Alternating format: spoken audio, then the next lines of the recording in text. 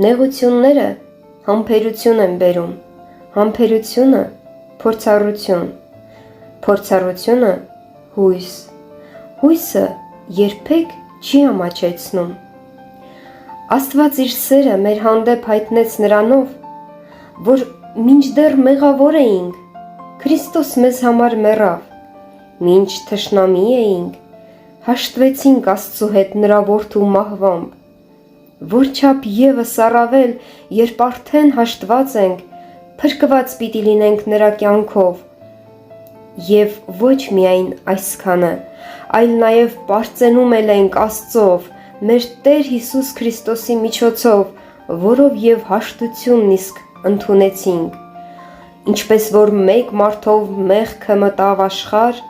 և մեղքով էլ մահը, նույնպես և մեկի արդարությամբ բոլոր մարդիկ պիտի հասնեն կյանքի արդարության շնորհին։